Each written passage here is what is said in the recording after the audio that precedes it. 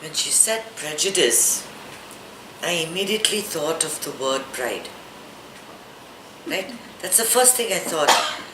That Jane Austen has chosen that word so well because of the pride we feel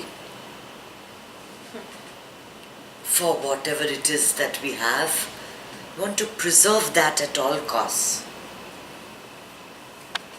And that is what causes the prejudice. It is a feeling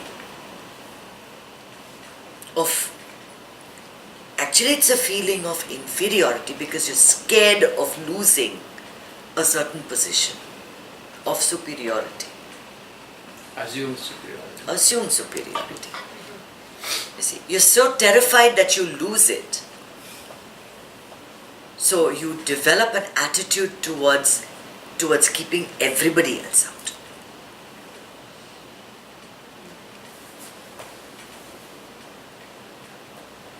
Being inclusive is one thing. When you're inclusive, it's a spiritual community. As soon as you become exclusive, you've planted the seeds for prejudice. That only people of this color, of this race, between the ages of this and this, can join this club. The rest are not good enough for us. You want to make them feel small, but in fact, you're only doing this to make yourself feel secure. Or big. Or big. Yeah. I have like a question. Sure. Because I was thinking about the the civil rights movements in the 1960s, right? Yeah. Where Martin Luther King did all these protests, Right. right? So wouldn't the white people get scared that they won't be superior anymore? And wouldn't that just lead to more prejudice? The white people, why did they keep the black population where they kept them, right? They were considered not even human. It was like having, growing a lizard in your backyard, right? So, do you think how many people go through mental turmoil when a lizard is killed? Or if you whip a lizard? Or you hit it with a book? You think anybody cares? That is how they considered the black. Not even human. And in order to keep them that way as mules, as working people, they did not allow them to study. They did not allow them to study because they knew that once there's education, then it leads to more thought. And they did not want them to think because then they'd want freedom. Then they'd want to be free. So for the white man needed the black man to feel inferior. Similarly, when the British came to India, and we're talking historically, the only way the British could break into the, Indian society was by putting the Englishman at the top of the caste system. That the best thing to be is not a Brahmin. Brahmin's just a brown guy. They used to call them darkies. Brownie is just a darky. He may be a Brahmin, but he's just a darky anyway. But to be British, that is the thing that people need to emulate. So people started envying that. And that's how they broke into the Indian system. So yeah, people that want to feel superior, that want to maintain their position of superiority, bring in these differences. So what does the word prejudice mean? It is a group sentiment. It is a group sentiment that is nurtured. That something is better than something else. You ask a spiritually realized person, like the beautiful saying that you posted, Ramana Maharishi. When you talk about others, it doesn't even occur to him because there are no others. There is only one. As soon as you begin to think of yourself as being different from someone else, there is already prejudice. Why? We are creatures of community. We cannot survive alone. I may have elevated thoughts, but I can't live alone with my elevated thoughts. I have to live in a society. Right? So, I have a very close friend who's gay.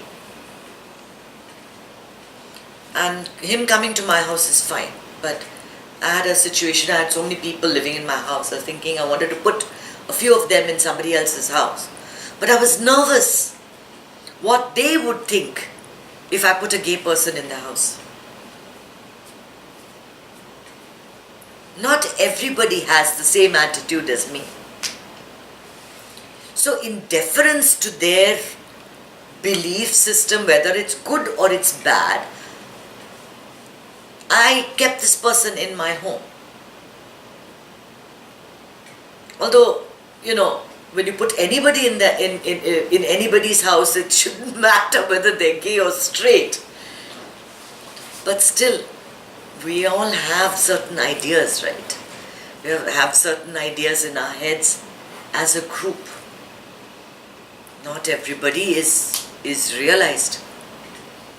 The other day, my daughter was relating a story to my mother, and she was saying, my friend phoned me up and she said she got married, and that too to a Muslim, and she's so happy. And my mother said, "Oh no." So Kardia's like, why to a Muslim? Could be Christian.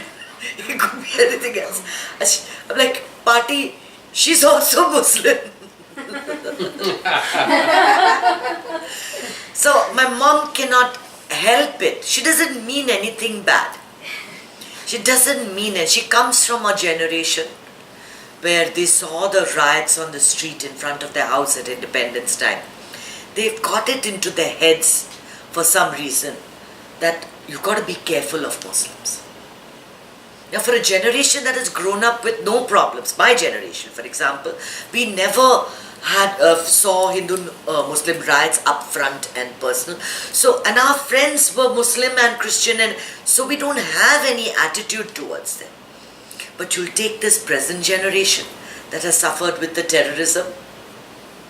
Oh, their attitude is going to be completely different towards That's why Muslims. Donald is winning. Donald Trump.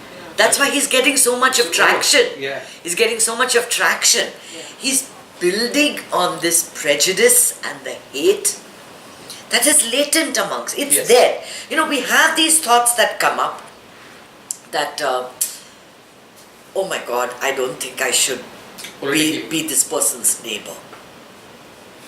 Because they come from a certain type of family, some background, some color. And then you say, oh no, I shouldn't be thinking that. And then the first thing that goes wrong, somebody breaks into your car, you think, see, I shouldn't have moved into a house with that person as the neighbor. I knew it. I knew that I was right. I should have gone by my instinct.